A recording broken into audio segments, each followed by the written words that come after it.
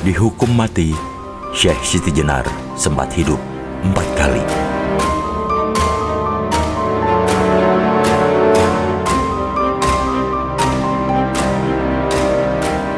Konon saat menjalani hukuman mati, Syekh Siti Jenar tidak langsung meninggal dunia. Menurut kisah rakyat, Syekh Siti Jenar sempat 4 kali hidup dan mati setelah keris Ki Kantanaga menghujam tubuhnya. Syekh Siti Jenar diperkirakan berasal dari Baghdad, kemudian menetap di Pengging, Jawa Timur. Dari sana, Syekh Siti Jenar mengajarkan agama kepada Ki Ageng Pengging atau Kebo Kenongo dan masyarakat sekitar.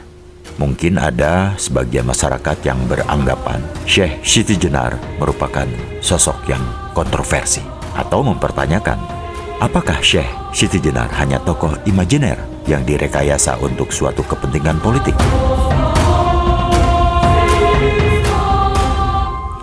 Cerita ini tidak mengkritisi atau mengangkat kontroversi atau tentang kebenaran ada atau tidaknya Syekh Siti Jenar.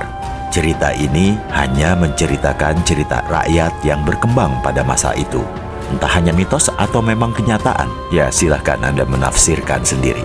Memang menurut literatur, ajaran Syekh Siti Jenar sangat sulit dibuat kesimpulan apapun karena belum pernah ditemukan ajaran tertulis yang membuktikan bahwa itu tulisan Syekh Siti Jenar. Kecuali menurut para penulis yang sekarang beredar dengan banyak buku yang identik sebagai penyalin yang berakibat adanya berbagai versi yang berkembang di masyarakat. Tapi, suka atau tidak suka, kenyataan yang ada menyimpulkan bahwa Syekh Siti Jenar dengan falsafah atau faham dan ajarannya sangat terkenal di berbagai kalangan Islam, khususnya orang Jawa, meskipun dengan pandangan yang berbeda-beda. Pandangan Syekh Siti Jenar yang menganggap alam kehidupan manusia di dunia hanya sebagai kematian atau setelah menemui ajal disebut sebagai kehidupan sejati, di mana dia adalah manusia dan sekaligus Tuhan, sangat menyimpang dari pendapat Wali Songo, dalil, dan hadis. Syekh Siti Jenar juga dianggap telah merusak ketentraman dan melanggar peraturan Kerajaan Demak. Atas legitimasi dari Sultan Demak, diutuslah beberapa wali ke tempat Syekh Siti Jenar. Di suatu daerah, ada yang mengatakan desa Kerendasawa untuk menghukum mati Syekh Siti Jenar pada tahun 1506 Masehi. Sebelum wafat, Syekh Siti Jenar sempat berpesan kepada para dewan wali atau wali songo bahwa kelak pada suatu zaman akan ada kerbau bule mata kucing atau orang bule naik dari laut. Itulah yang menjadi tanda musibah kepada anak cucu masyarakat Indonesia. Ajaran Syekh Siti Jenar mempunyai efek khusus yang kita anggap sebagai insiden di antara pemuka-pemuka agama Islam pada abad ke-16 Masehi.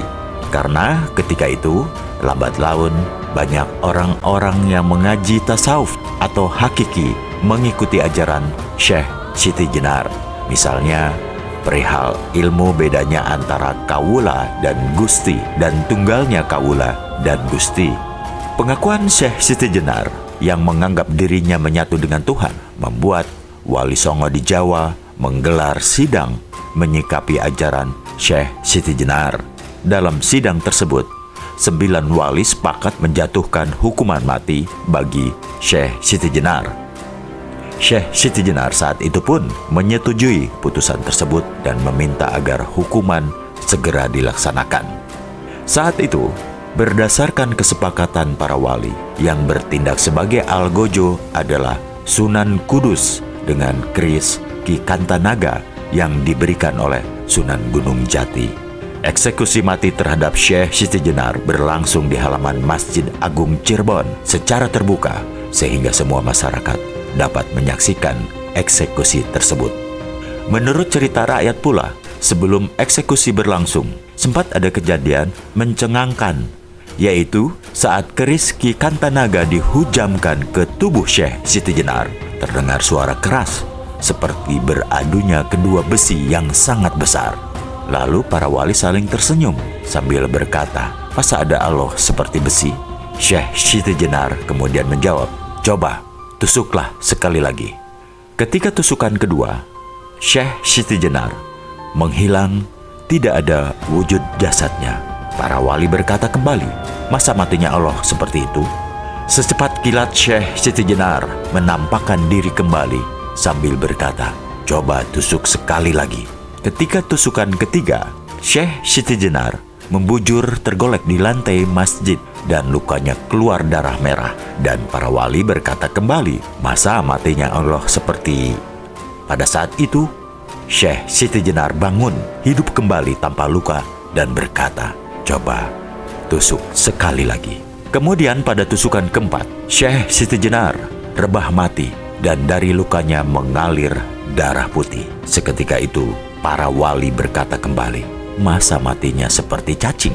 Karena berkali-kali tusukan selalu mati hidup.